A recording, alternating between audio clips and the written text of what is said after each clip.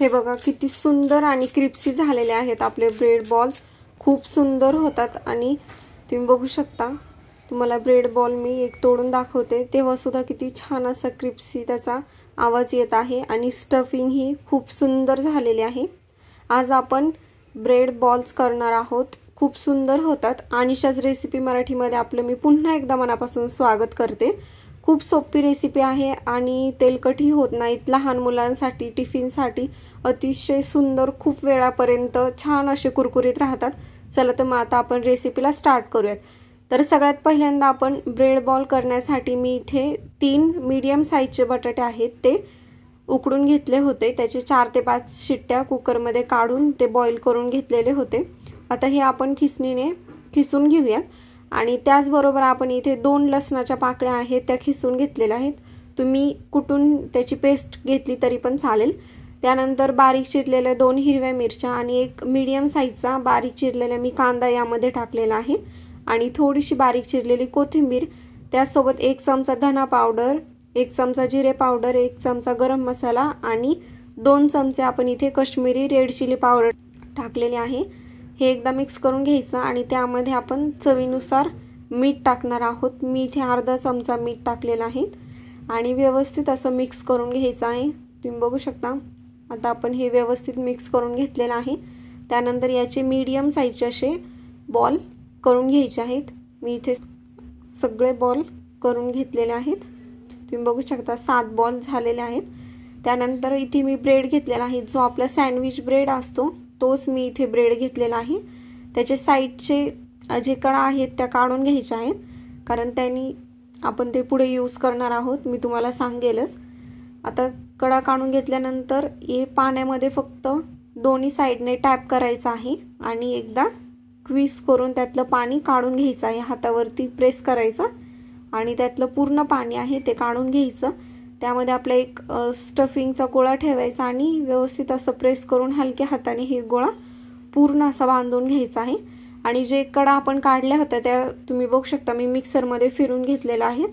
जे ब्रेड आहेत ते व्यवस्थित असं मीडियम साइजचे मी फिरून घेतलेले होते, साइडच्या फक्त कडा।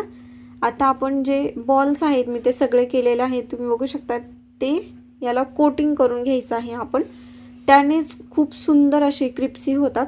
आणि जे आपण 7 गोळे करून घेतलेले आहेत ते थोडेसे त्यामध्ये ओलसरपणा असला तर हे व्यवस्थित असं त्याला चिटकून बसतं। त्यासाठी आपल्याला वेगळं सिरम किंवा मैदा आणि कॉर्नफ्लॉवर मिक्स करून त्याचं काही पेस्ट वगैरे करायची गरज नाहीये। असंच हे याला छान व्यवस्थित असं चिटकतं। तुम्ही बघू शकता सगळ्या गोळ्यांना मी असंच कोटिंग करून घेतलेलं आहे। आता आपण मीडियम गॅसवरती छान असं तेल गरम करून घेतलेलं आहे।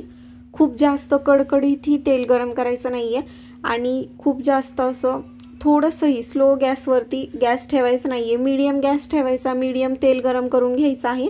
त्यामध्ये एक एक करून आपण जे आपले ब्रेड बॉल्स आहेत ते त्यामध्ये टाकूयात। तुम्हाला जर हवा असेल तर तुम्ही यामध्ये चीजच्या छोट्या छोट्या टिक्क्या टाकल्या तरी पण चालेल, त्याने खूप सुंदर होतात। चीज आतमध्ये मेल्ट होतं आणि खूप सुंदर बॉल्स होतात। तुम्हाला ती रेसिपी बघायची असेल तर तुम्ही मला कमेंट करून सांगा, मी नक्कीच ती रेसिपी तुम्हाला सुद्धा परत एकदा शेअर करेल। त्यानंतर चमच्याने मिक्स करायचं 2 ते 3 मिनिटं। हलका असा गोल्डन कलर आलेला आहे। दुसऱ्याही बाजूने छान अशा आपण तळून घेतलेला आहे। तुम्ही बघू शकता दोन्ही साइडने चमच्याने मिक्स करत मीडियम गॅसवरती 4 ते 5 मिनिटांमध्ये आपले तळून झालेले आहेत ब्रेड बॉल्स। आणि तुम्ही बघू शकता तेलातून काढल्यानंतरच त्यातला अजिबात असं तेल दिसत नाहीये, एकदम व्यवस्थित असे तळलेही गेलेले आहेत आणि अजिबात तेलकट होत नाहीत, हातालाही तेल लागत नाही। अशा प्रकारे आता मी सगळे बॉल आहेत ते तळून घेतलेले आहेत। तुम्हाला आवाजावरूनच कळत असेल किती मस्त आणि क्रिस्पी झालेले होते। अगदी लहान मुलांना सुद्धा खूप आवडतील, आवडीने खातील इतके सुंदर झालेले होते। तुम्ही नक्की एकदा ट्राय करा रेसिपी आणि मला कमेंट करून सांगा तुम्हाला रेसिपी कशी वाटली। अशाच नवीन नवीन रेसिपी सोबत आपण पुन्हा एकदा भेटूयात। अनिशा's रेसिपीला तुम्ही सबस्क्राइब केलं नसेल तर सबस्क्राइब करा आणि बेल आयकॉन वरती क्लिक करायला विसरू नका, म्हणजे तुम्हाला माझ्या नवीन व्हिडिओचे नोटिफिकेशन येत राहतील। आणि हे ब्रेड बॉलची रेसिपी तुम्ही नक्की एकदा ट्राय करा आणि मला इंस्टाग्रामला फोटोही तुम्ही शेअर करू शकता.